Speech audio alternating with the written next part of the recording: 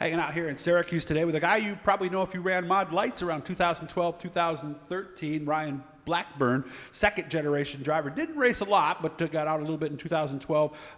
Built his own car in 2013, one of actually several that he built. He got a chance to run his dad's big block modified a few years later, so not a lot of experience on the racetrack, but we're going to go a couple different ways here with this interview here. We're out at Blackburn Truck Bodies, and by the way, I want to zoom out a little bit here so you can see some of the stuff they're working on. These are both custom bodies that they did. One was one they assembled, the white one here, and then the one behind him was one that was built for somebody's specs. So how we doing, man? You guys had a little trouble with the forklift, but it sounds like business is good today, right? Yeah. Every day's a struggle. Well, how is this business? I don't know much about the truck bodies business. It keeps us busy, put it that way. I mean, everybody asks, how you doing business-wise? Are you slow? You busy? I tell people, like, when I say I'm busy, it's an understatement. I mean, there's no light at the end of the tunnel. I mean, we got work lined up for into the new year and then some. Okay. So. Had to be fun to get out there in the Mod Light Division. In 2012-13, that was still a pretty good amount of cars out there, weren't there? Yeah, there definitely was a full field, 25 cars. It was very short-lived for myself, but I spent more years working on them. Getting out of it was primarily so I could maintain the rest of the cars. I mean, we were maintaining 4 cars at one time. Really? Out of our garage, yeah. Okay. So now your dad raced first, right? And your dad raced when you were a kid, or did he race a little later? So his dad is Jeff, by the way. Yep. So he started with Jeff Hayes. I'm sure everybody's familiar with Jeff Hayes. Good guy. They got involved into the racing in 2006, I believe, with Mod Lites. And then they kind of went their own ways on an agreement. And, Jeff Hayes is still a great friend of ours today.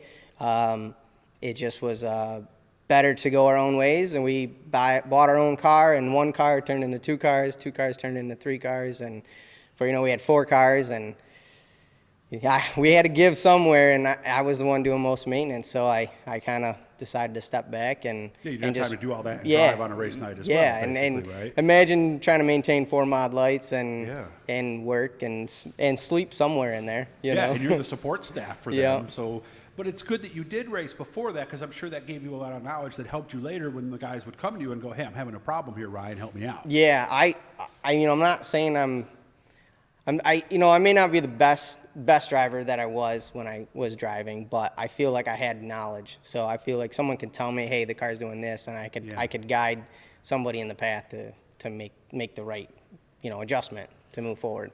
Was that the plan at some point? Did you have that set up like you were thinking that could be a secondary business, building a certain amount of Mod Lites per year? It was, because like I said, I think we had built somewhere between 6 or 7 Mod Lites in the course of time when we were running Mod Lites. And I at one time thought that maybe that would be a secondary career path. I mean, obviously on top of our existing business, but having a secondary business, fabricating chassis, bumpers, Nerf bars. Yeah, 'cause it's similar to what you do here anyway, yeah, I mean, it's right? just same, take same skill set, you know. Mm-hmm. Well, how many Mod Lite chassis manufacturers are there? And is there one that is dominant or no? It's been a long time. I've been out of it a long time, but I think back then there was probably 4 or 5, I mean, probably 2 or 3 were probably the most dominant. I mean, especially in our area, Predator was, I mean, seemed to be the best there was, and same with Pro and Lightning. And then as time went on, I know that they kind of merged, and like I said, now I'm kind of been out of it. I know there seems to be many new chassis brands out there now that I'm not familiar with at all. Okay. Any chance you might get back in somehow? Or I would imagine with all the work, it's got to be tough, right?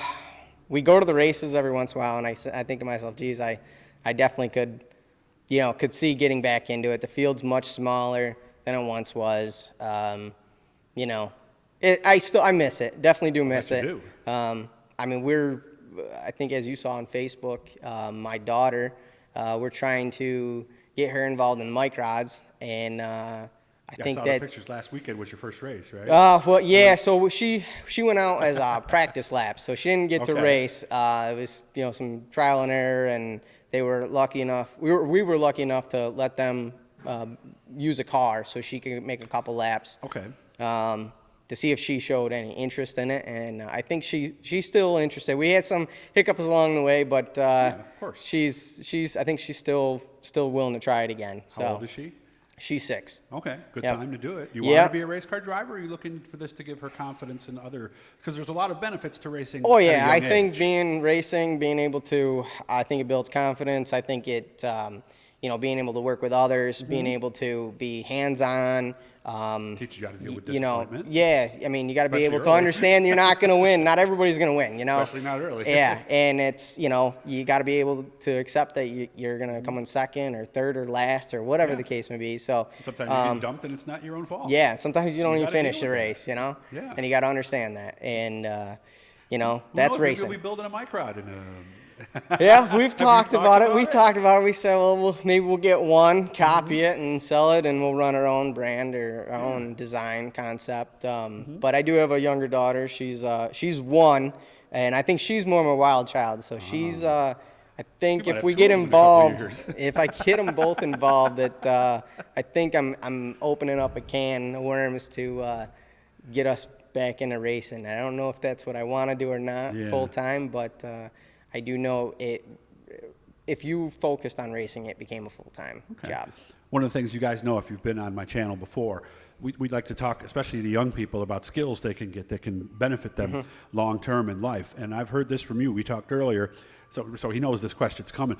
But the fabricating, being able to take tubing or being able to weld and cut and bend. This generation, this younger generation, there's not a lot of people interested in that, are there? No, and we are currently in a time, I guess you could say, that seems like nobody wants to work, and it's so it makes it even tougher because a couple years ago it was we needed to get people back into trade work, even if it isn't welding, if it's plumbing or Electrical or stuff, yes. that kind of any Huge form demand. of work, mechanics, technicians.